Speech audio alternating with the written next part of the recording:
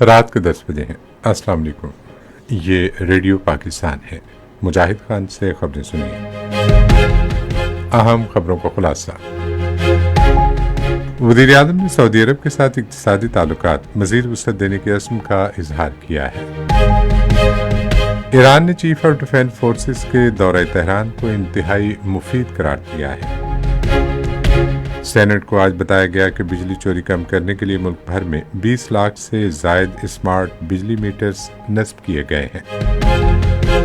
قومی اسمبلی نے آج ایک متفقہ قرارداد کی منظوری دی جس میں وفاقی اور صوبائی حکومتوں پر عید میلاد النبی صلی اللہ علیہ وسلم کی تقریبات کو اعلیٰ سطح پر منانے کی ضرورت پر زور دیا گیا۔ اور اب خبریں تفصیل کے ساتھ۔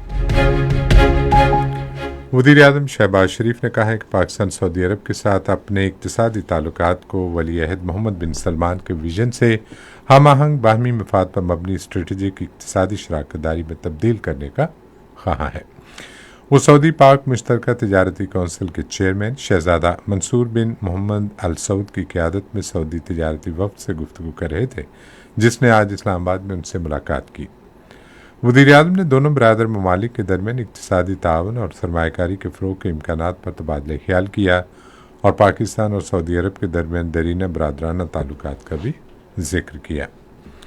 نائب وزیر اعظم محمد اسحاق ڈار نے آج ترکیہ کے وزیر خارجہ حکان فیدان سے ٹیلی فون پر بات چیت کی۔ بات چیت میں دو طرفہ تعلقات، علاقائی صورتحال اور باہمی دلچسپی کے امور پر تبادلہ خیال کیا گیا۔ فریقین نے 4 علاقائی ممالک کے وزراء خارجہ کے آئندہ اجلاس اور کثیر جہتی روابط پر بھی تبادلہ خیال کیا۔ ایران نے چیف آف ڈیفنس فورسز اور chief of army staff field marshal Syed Asim Munir کے دورہ ایران کو مفید قرار دیا ہے۔ ایرانی صدر کے دفتر میں ڈپٹی مواصلات اور اطلاعات سید مہدی طباطبائی نے ایک بیان میں کہا کہ فیلڈ مارشل سید عاصم منیر کا دورہ انتہائی اہم سفارتی کامیابیوں سے بھرپور تھا اور اس کے نتائج جلد منظر عام پر آئیں گے۔ سینٹ کو آج بتایا گیا کہ بجلی کی چوری کم کرنے اور تکنیکی مسائل حل کرنے کے لیے ملک بھر میں 20 لاکھ سے زائد اسمارٹ بجلی میٹرز نصب کیے گئے ہیں۔ پارلیمانی امور کے وزیر طارق فضل چودھری نے وقفہ سوالات کے دوران ایک سوال کا جواب دیتے ہوئے کہا کہ اسمارٹ میٹرز نصب کرنے سے بجلی کی تقسیم کار کمپنیوں کی وصولیاں بڑھانے میں بھی مدد ملی ہے۔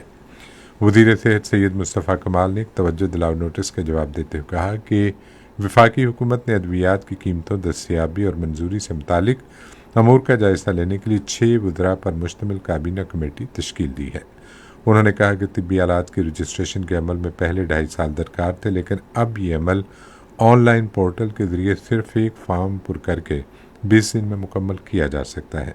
ایوان کا اجلاس اب جمعے کو صبح 10:30 بجے ہوگا۔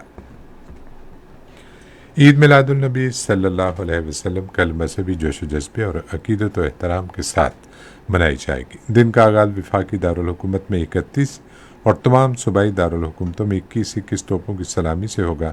کل عام تعطیل ہوگی۔ دن کی مرکزی تقریب کل وفاقی دارالحکومت میں بین الاقوامی سیرت النبی صلی اللہ علیہ وسلم کانفرنس ہوگی۔ تمام شہروں میں میلاد کے جلوس نکالے جائیں گے جن میں علماء اور خطیب حضرت محمد صلی اللہ علیہ وسلم کی حیات طیبہ کے تمام پہلوؤں کو اجاگر کرتے ہوئے آپ صلی اللہ علیہ وسلم کی تعلیمات اور سنت پر عمل کرنے پر زور دیں گے۔ قومی اسمبلی نے آج متفقہ طور پر ایک قرارداد منظور کی جس میں وفاقی اور صوبائی حکومتوں پر زور دیا گیا ہے کہ عید میلاد النبی صلی اللہ علیہ وسلم کے بابرکت موقع کو بھرپور انداز میں منایا جائے۔ یہ قرارداد پارلیمانی امور کے وزیر ڈاکٹر طارق فضل چودھری کی جانب سے پیش کی گئی، جس میں اس موقع پر سرکاری، نیم سرکاری اور نجی عمارتوں اور شاہراہوں کو سجانے اور چراغاں کرنے پر زور دیا گیا۔ ایوان کا اجلاس اب جمعے کو دن 11 بجے ہوگا۔ یونیسیف نے افغانستان کے لیے انسانی امداد کے سامان کی بلا رکاوٹ ترسیل میں سہولت فراہم کرنے پر پاکستان کسٹمز کو سراہا ہے۔ یہ تعریفی کلمات اقوام متحدہ کے ادارہ باطفال یونیسیف کے ایک وفد نے کراچی میں directorate general of transit trade کے ڈائریکٹر جنرل عرفان جاوید سے ملاقات کے دوران کہے۔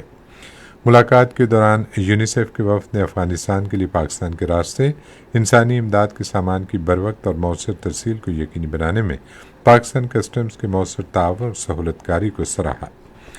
اسی کے ساتھ خبریں ختم ہوئی۔ مزید خبروں اور تجزیوں کے لیے آئیے ہماری ویب سائٹ پر، پتہ ہے radio.gov.pk۔